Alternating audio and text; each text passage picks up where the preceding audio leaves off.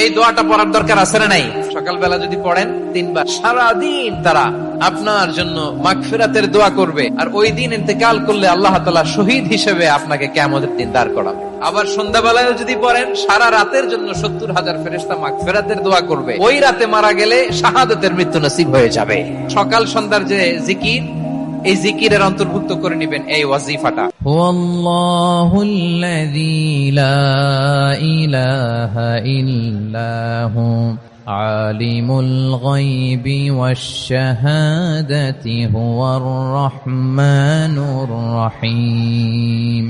والله الذي لا إله إلا هو الملك القدوس السلام المؤمن المهيمن العزيز الجبار المتكبر سبحان الله عما يشركون هو الله الخالق البارئ المصور له الأسماء